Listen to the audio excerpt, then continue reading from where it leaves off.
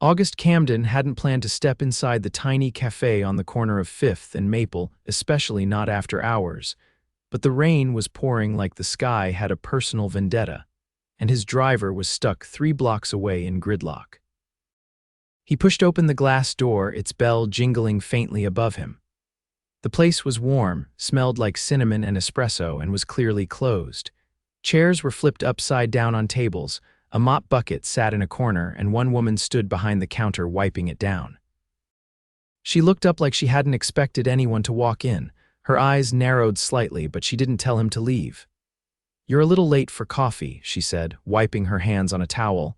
Her tone was dry but not rude. August ran a hand through his rain-soaked hair.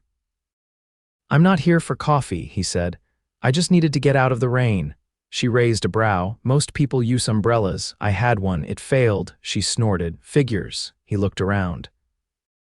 The cafe was small but cozy, mismatched chairs, soft lighting above the counter, a weathered piano in the corner. It had charm. Nothing like the sleek, glass and gold world he usually lived in. "I'll only be a minute," he added, not wanting to get her in trouble if someone else was around. "No one's here but me," she said. "And technically I'm the owner, so you're fine," he blinked. "You own this place." "Yeah, why do I not look like someone who owns things?" August gave a small, tired laugh. "You just don't look like someone who'd be here this late cleaning up alone. I'm Rachel Nolan, and this place is my whole life, so yeah, I'm here late." He stepped closer, glancing at the chalkboard menu still hanging behind her. "You bake all this too?" "Every morning at 5. August gave her a long look. She was in jeans and an oversized sweatshirt, hair pulled back in a messy ponytail, but her eyes were sharp. She had presence, a quiet confidence wrapped in casual sarcasm.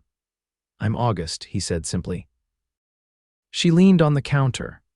"August what?" He hesitated, then said, "Camden." Her eyebrows lifted. "Wait, August Camden, as in Camden Tech, the guy who owns half the west side of the city." He gave a slight nod. "That's me." Rachel's eyes narrowed again. "You're serious? You think I'd lie about being one of the most overworked millionaires in the city?" She folded her arms. "And what are you doing in my cafe after hours, in the rain?" "I had a meeting nearby. It ran late. My car's stuck." "I was walking and saw the light on." Rachel studied him for a second, then grabbed a clean mug from under the counter and poured coffee into it. "You're lucky I haven't dumped this yet." He blinked. "You're giving me coffee. You look like someone who doesn't get told no very often." "I figured it'd be fun to be the exception." He chuckled, genuinely surprised. "That's fair." She slid the mug across to him. "You're not getting cream or sugar. That's locked up." He took a sip. It was strong, bold.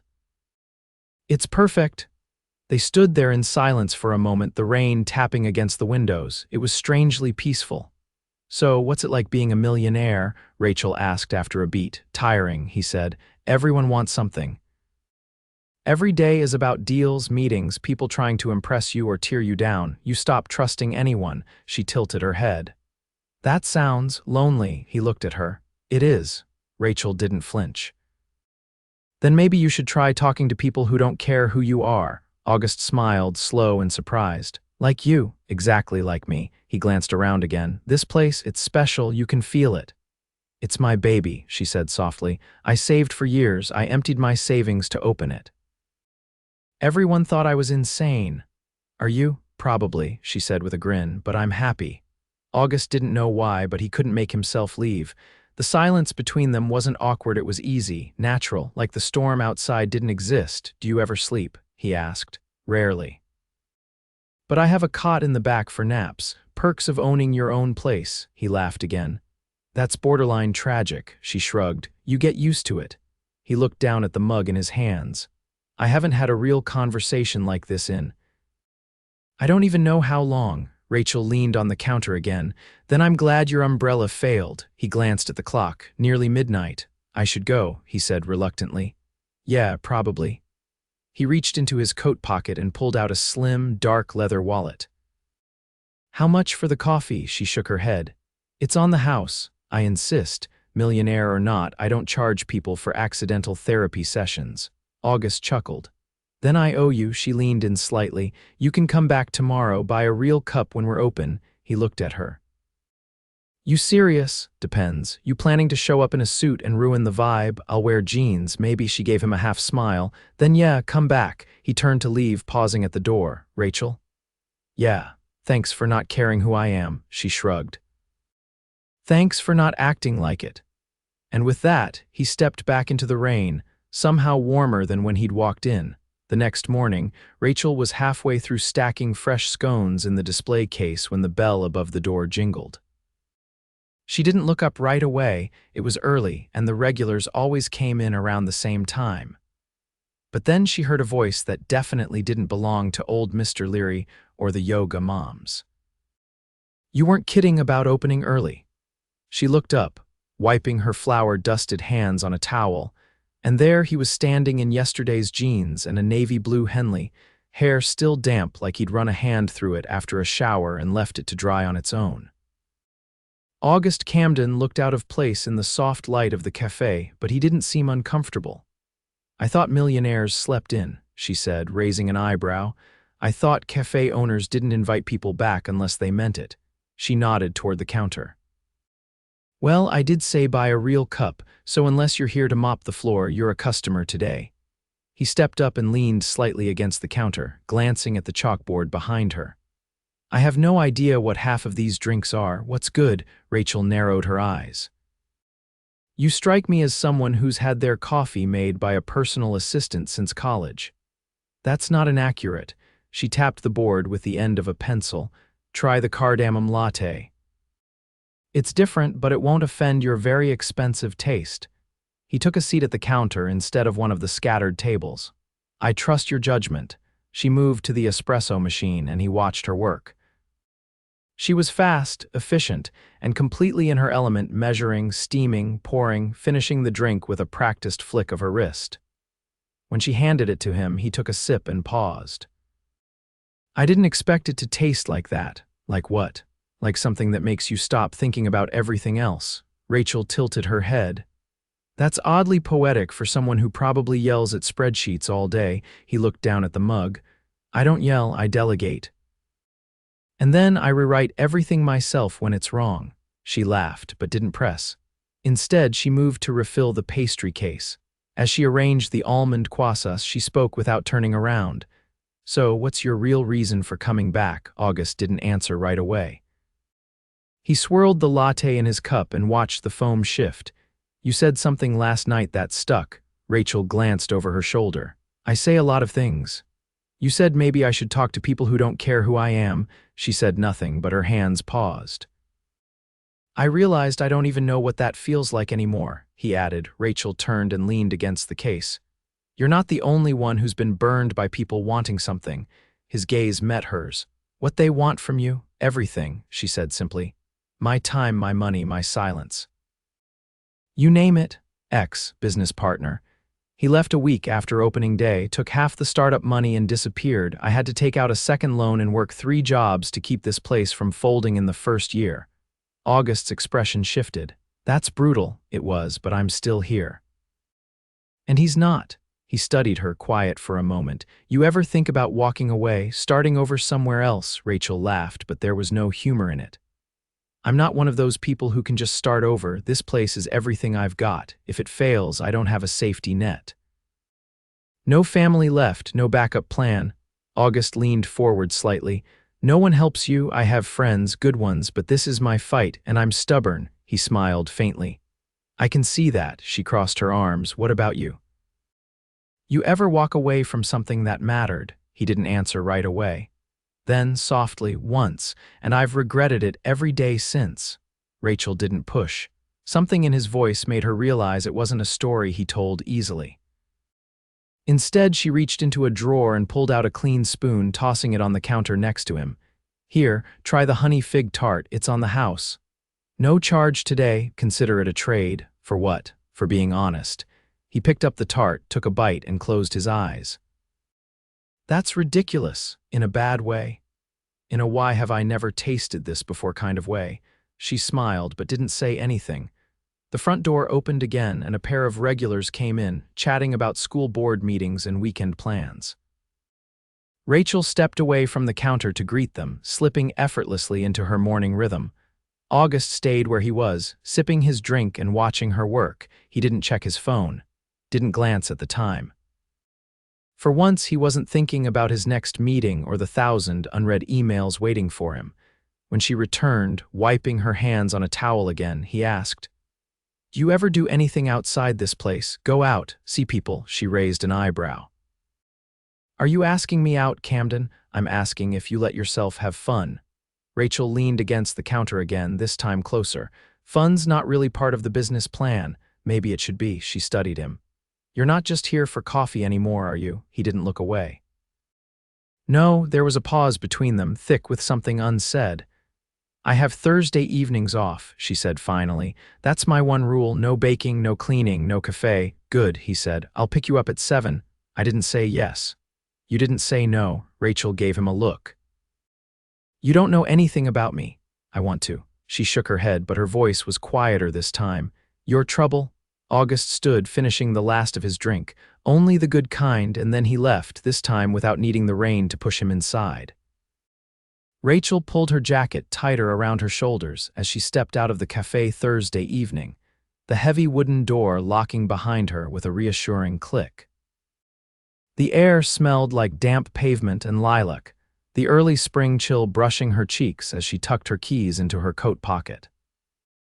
She didn't wear dresses often, but tonight she'd made an exception, a midnight blue wrap with sleeves that fluttered slightly in the breeze, paired with worn leather boots that made her feel grounded.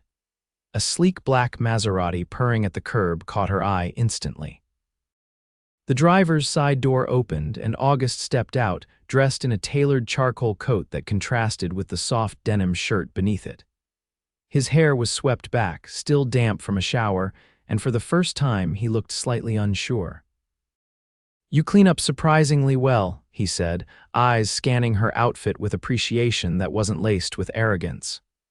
"I was going to say the same, but I didn't want to inflate your ego." He opened the passenger door for her. Too late. As she settled into the plush leather seat, the scent of cedar and something faintly spicy filled the car. He walked around and slid in next to her, his fingers tapping briefly on the screen embedded in the dashboard before pulling away from the curb. "So," she said, glancing at him. "Where are we going?" "I thought I'd let you choose." "Seriously? I made 3 reservations. You get to decide which one I cancel last minute." She raised an eyebrow, impressive, preemptive indecisiveness, very on brand. He handed her an envelope from the center console. Inside were 3 handwritten cards, each with the name of a restaurant and a scrawled description. Rooftop garden in Tribeca, underground jazz supper club in Soho, and a seafood bistro that overlooked the harbor. "You wrote these by hand," he glanced over. Typing felt too impersonal. She pointed to the second. "Jazz club, good choice." They arrived 15 minutes later, descending a narrow staircase behind an unmarked black door. The room below was dimly lit, with golden sconces and candlelit tables scattered between velvet booths. A jazz trio played in the corner, the trumpet's low notes weaving through the murmur of conversation and clink of silverware. A hostess greeted August by name without batting an eye. "Your table's ready." Rachel leaned toward him. "You come here often?" "Only when I want to impress someone." The table was tucked into a corner, far from the band but close enough to feel the music in her chest. A waiter appeared almost instantly, offering them wine, which August declined with a shake of his head. "I'll have whatever she's having." Rachel scanned the menu, then said, "Pinot Noir, light, not sweet." The waiter disappeared and August turned back to her, resting his forearms on the tablecloth. "You're a mystery," he said. "You run a business, bake better than anyone I've met, and apparently know your wine." "I also fix leaky plumbing and negotiate with health inspectors." He laughed. "Those don't usually go on dating profiles." "I don't have one." "Neither do I." She studied him for a moment. "If I'm a mystery, you're a locked vault." He didn't look away. "What do you want to know?" Rachel folded her hands. "What's the worst mistake you've ever made?" His expression didn't change, but something in his shoulders shifted.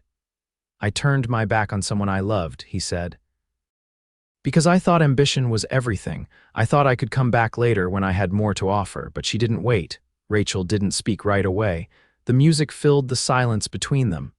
Then, gently, "Do you still think ambition is everything?" "No," he said. "Not anymore." Their wine arrived and they each took a sip. The flavor was smooth, balanced. She let the warmth settle before asking, "Why now? What do you mean?" "Why pursue anything with me now? You have options, easier ones." He set his glass down. "Because you don't pretend with me. You're not impressed by anything I have, and that terrifies me." Rachel tilted her head. "You're not used to having to work for someone's attention, are you?" "Not like this. It's new." She smiled, but it faded quickly. "I don't do well with distractions. Especially ones that come with penthouses and headlines." August leaned forward. "Then let me prove I'm not a distraction." Before she could respond, the band shifted into a slower tune and he stood, extending a hand. "I don't dance," she said quickly. "Neither do I," he replied. She hesitated, then took his hand. He led her to the small space cleared near the band. They moved awkwardly at first, both unsure, but gradually settled into a rhythm. His hand was firm at her waist, grounding. Her fingers rested on his shoulder, the fabric of his shirt soft under them. Around them, couples swayed, conversations murmured, music drifted. It felt like a world apart from the city above. Rachel looked up at him. "This is absurd, I know, and yet, when the song ended, he didn't let go immediately." His hand lingered at her hip, his eyes never leaving hers. "Come with me somewhere," he said quietly. "Where? You'll see." They left the club a few minutes later, hand in hand. August didn't call for the car. Instead, they walked down the block, turning onto a quieter street lined with brownstones. At the corner, he stopped in front of a tall red brick building with a narrow glass door. He pulled out a small keycard and held it to the lock, which clicked open. Rachel glanced at him. "What is this? You'll understand." He led her up a private staircase to the top floor. When the elevator doors opened, they stepped into a penthouse with floor-to-ceiling windows. The city stretched out beyond them, glittering and vast. A baby grand piano sat near the windows, and soft lights glowed under exposed beams. Rachel walked slowly across the space, stopping at the edge of the glass. "It's beautiful," she said, her voice barely above a whisper. "I hated it until now," he said behind her. She turned. "Why?" "Because it never felt like home." She met his gaze, and something in her chest shifted. "I'm not going to fall for you just because you show me a view," she said. "I'm not asking you to." "Then what are you asking?" "I'm asking you to let me try." She didn't answer right away. The city lights reflected in the glass behind her, casting a soft glow around them. "I don't trust easily," she said. "I don't expect you to." Rachel stepped closer, her boots echoing softly on the stone floor. "Then start with something small," she said. August's voice was low.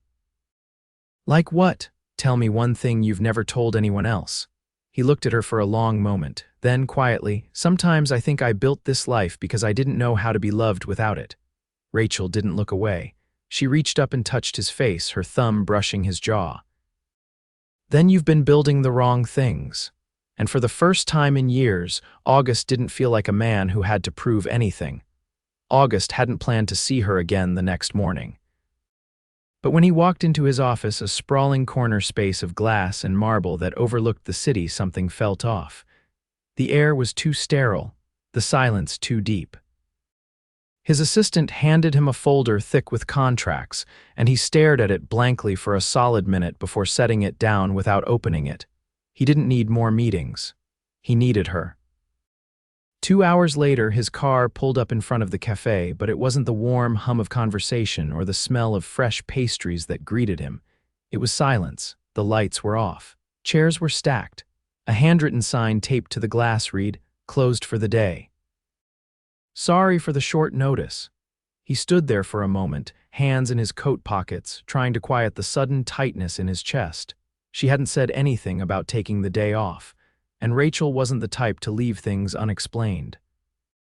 He turned to leave when a battered blue hatchback pulled up to the curb. A woman in her late 30s stepped out, juggling a tote bag and a bouquet of white tulips. She paused when she recognized him. "You're August, right?" she asked, adjusting the strap on her shoulder. "I am." His voice was calm but alert. "Is Rachel all right?" "She's fine." "Well, mostly. I'm Claire, her friend from college. She called me this morning, needed help at the hospital." August's jaw tightened. "Hospital?" Claire nodded. Her neighbor's kid fell down the stairs. Rachel was the one who found him and rode in the ambulance. She's been with the family all day, he exhaled slowly. Is the boy okay? Broken wrist. Nothing worse, but it shook her up. August stepped back, running a hand through his hair. Do you know where she is now? Claire gave him a long look. St. Mary's downtown, pediatric wing. Without another word, he turned and walked back to the car. When he reached the hospital, he found her in the hallway near the vending machines, sitting cross-legged on a bench, her face pale under the fluorescent lights. Her hair was pulled up into a loose knot, and a half-empty water bottle rested on the seat beside her. He didn't speak at first. Just walked over and sat down next to her. Rachel glanced over, surprised. How did you find me? I have a terrifyingly efficient assistant, he said, then softened. And Claire. Rachel leaned back against the wall. I didn't mean to disappear. I figured you had a good reason. She hesitated, then said, I didn't want you to see me like this.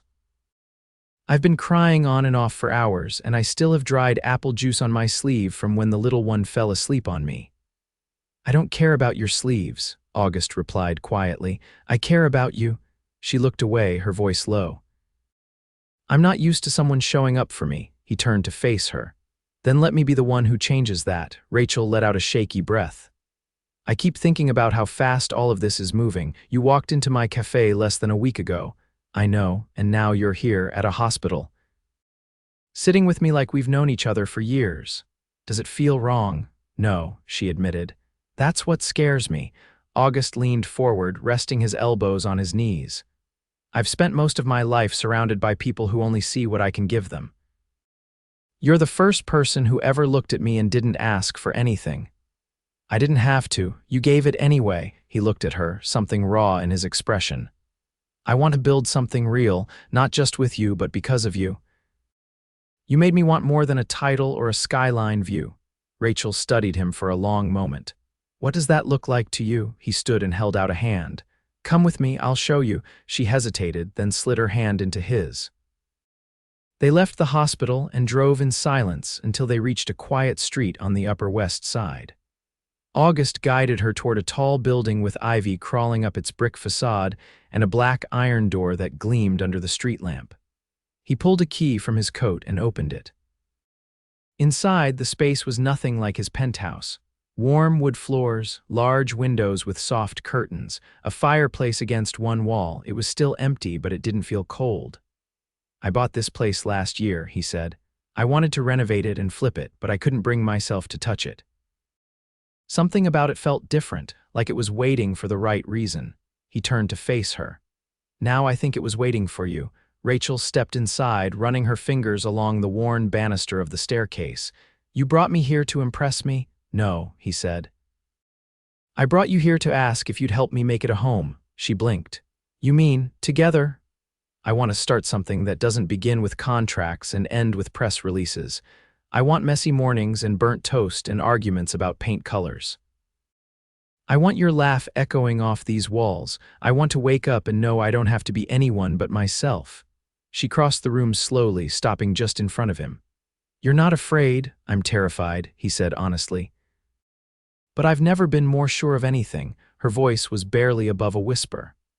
I didn't think I'd ever trust someone enough to let them in again.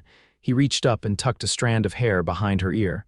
Then let me earn it. Every day, Rachel exhaled, her eyes searching his. You already have. He kissed her then, no hesitation, no pretense, just quiet certainty. The kind that came from two people who had nothing left to hide. Months passed. The cafe stayed open, but now it had a second location just around the corner from their new brownstone. August handled the permits and financing, but Rachel made every decision that mattered. They argued about wallpaper. They painted the kitchen 3 times. They hosted Sunday dinners with mismatched dishes and too much wine. And every night, as the city quieted around them, August would pull her close and remind her, in one way or another, that she was the only thing he'd ever pursued without hesitation. One quiet spring evening, as they watched the sun dip below the skyline from their rooftop garden, Rachel leaned into his side. You know, she said, you never did pay for that first cup of coffee. August smiled, pressing a kiss to her temple. I think I've been paying ever since, she laughed. Worth it? He looked out at the city, then down at her. Every second, Rachel stepped into the sunlit kitchen barefoot, a folded blueprint in one hand and a pencil tucked behind her ear. The smell of fresh basil drifted in from the herb pots outside the open window, and somewhere upstairs, August was swearing softly under his breath, the kind of muttering that only happened when he was assembling furniture without instructions. She called up the stairs. You know, the Allen wrench actually wants to help you if you'd let it. He answered without hesitation. I'm beginning to suspect the Allen wrench is a lie. She laughed and laid the plans out on the counter. Good thing the guy who designed Camden Plaza just lost a fight with a bookcase. That bookcase came with emotional baggage. Rachel rolled her eyes, then paused as she glanced out the window. Across the street, the once vacant building she'd been eyeing for months was now surrounded by scaffolding.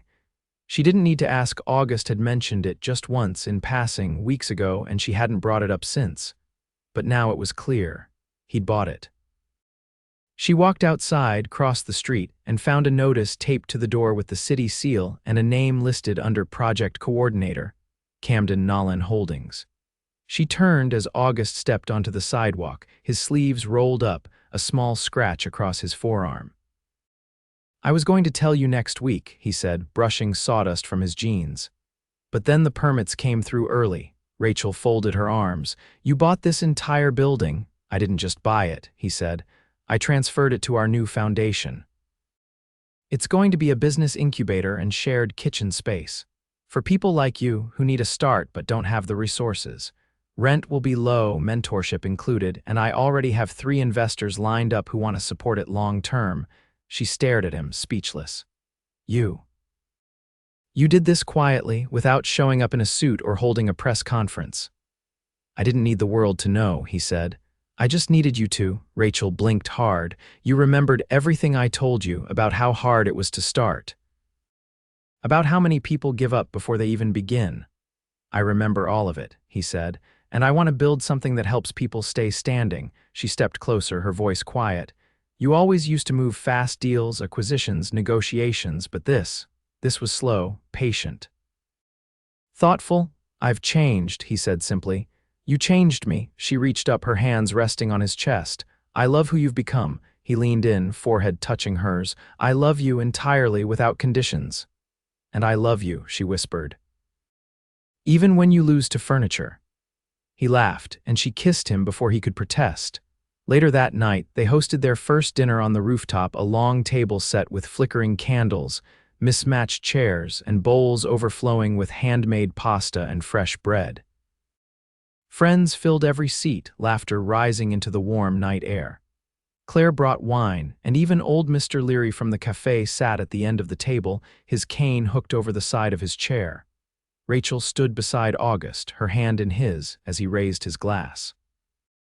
I used to think success was measured in towers and spreadsheets, he said, his voice carrying just enough to quiet the table. But it's this, right here, people, community, purpose, and the woman who taught me how to see all of it. Everyone toasted, and Rachel leaned in. You're becoming alarmingly sentimental, he kissed her temple. Just wait until dessert. That night, after the last dish had been washed and the rooftop cleared, Rachel slipped into the bedroom where August was unbuttoning his shirt, the city lights casting long shadows across the hardwood floor. She crossed to him, wrapping her arms around his waist. Do you ever miss it? Miss what? The old life, the constant motion, the power plays. He looked down at her. Not for a second, she smiled. I think you're finally home. He brushed her hair back, fingers gentle. No. You're my home. The next morning, the café buzzed with the usual rhythm. Rachel behind the counter. August perched on a stool near the window, laptop open but largely ignored. A local artist had hung new paintings on the back wall, and 2 high school seniors sat in the corner reviewing college applications. A young woman stepped inside holding a stack of flyers. Rachel greeted her with a warm smile. Need help? I'm organizing a fundraiser for the community garden, she said. Trying to get some donations for tools and compost. Rachel gestured to the bulletin board. Pin one there and leave a couple on the counter. The girl hesitated. Do you think people will actually care? August stood and walked over, taking one of the flyers in hand. They will, he said. Sometimes all they need is someone who believes in what they're doing. She blinked in recognition. Wait, you're August Camden, he smiled. I used to be. Now I'm just the guy who does the dishes when she gets too busy. The girl laughed, and Rachel passed her a croissant wrapped in paper. On the house, you're doing good work. When she left, Rachel looked at him. You're really okay with this, the quiet mornings. The flower on your shirts, he leaned across the counter and kissed her. I've never been more okay, and he meant it, because love, real love, wasn't built in boardrooms or penthouses. It was built in stolen glances over coffee, in shared dreams scrawled on napkins, in hands held through hard days and uncertain nights. So they built. Every day, together, and they never stopped.